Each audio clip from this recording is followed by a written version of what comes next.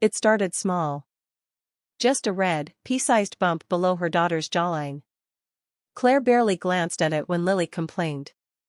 "Probably a bug bite, honey," she'd said, brushing it off. "You were rolling in the grass again, weren't you?" Lily giggled and nodded.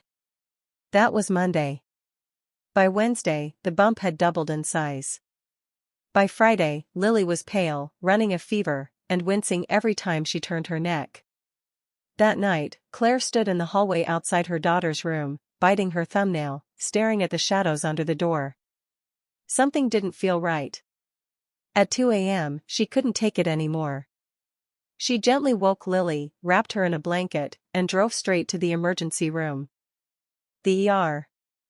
The nurse at the front desk barely looked up, until Lily pulled her scarf down and revealed the lump. It was now nearly the size of a golf ball, dark red, the skin stretched tight. Claire thought it looked like it was throbbing. The nurse's eyes widened. "One moment," she said, grabbing a phone. Moments later, Lily was rushed back on a stretcher. Claire was asked to wait, then brought into a white room where two doctors stared at a monitor. Dr. Hassan turned to her slowly. "We've done a preliminary scan. There's something unusual. We found motion." Claire blinked. "Motion? It's not solid.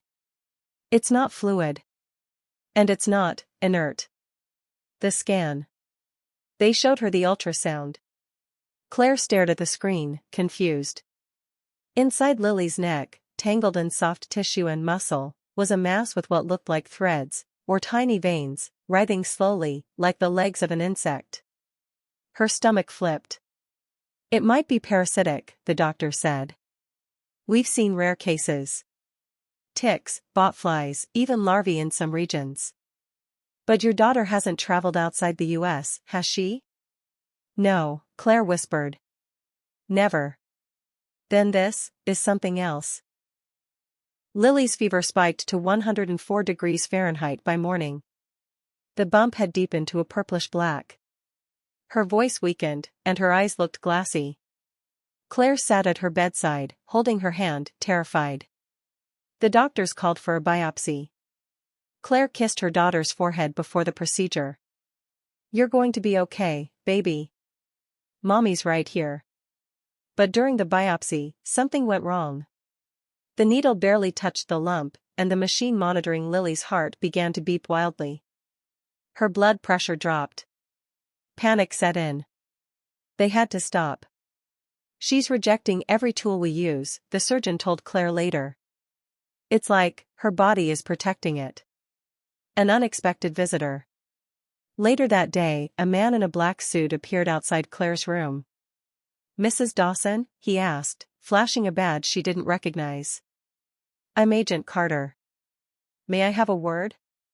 Claire stared at him. "Why is someone from the government here?" "The hospital flagged something in your daughter's scan." "I'm here to investigate possible exposure to classified biological agents." Claire's world tilted. "What the hell does that mean?" He looked at her with sympathy, but also fear. "It means your daughter may be carrying something that wasn't meant to be out in the world. The past comes knocking." Desperate for answers, Claire went home to find anything, that could explain what was happening. She dug through her late husband's old files. Daniel Dawson had been a biotech researcher.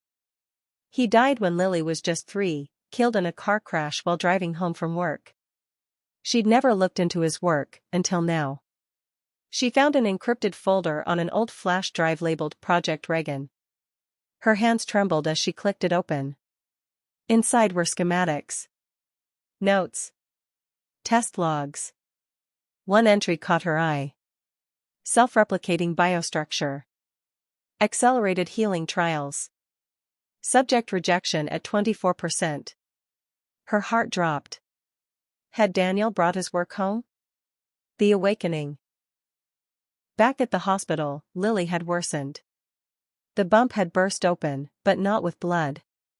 Instead, it revealed a soft, metallic sheen under her skin, like wires made of living tissue. The doctors were stunned. Scans showed small nodes branching near her throat, growing. She's not just infected, one whispered. She's merging with it. Claire pushed into the room. Lily stirred, her eyes half-lidded. It's singing, Mommy, she murmured. Claire froze. What? I hear it in my head. It wants to fix me. Claire returned to the hospital the next morning with one person, Dr. Kelvin Cho, her husband's former partner. He stared at the scans for nearly an hour before speaking. This isn't a parasite. It's a prototype. An unfinished one.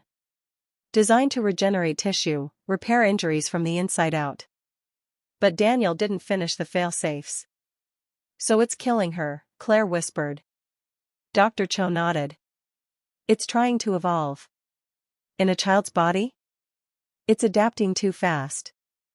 There has to be a way to stop it. There is. We extract it. But it could kill her, or stop her heart instantly if it resists. Claire's knees buckled. The final hour.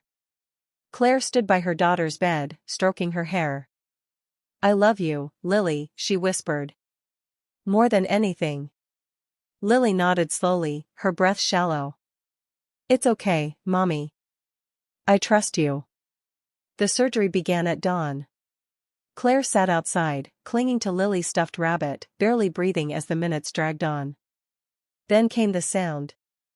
Not a scream. A screech.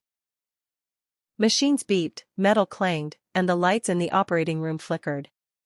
Then, silence. A doctor stepped out. Claire stood. Well, she choked. He looked stunned.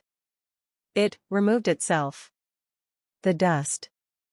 The doctors had expected a fight. Instead, as soon as the final incision began, the bump broke apart. The tissue, organic metal, cracked, hissed, and disintegrated into gray ash. Lily's vitals stabilized. No signs of infection. No trace of the foreign mass. It was gone. The mark.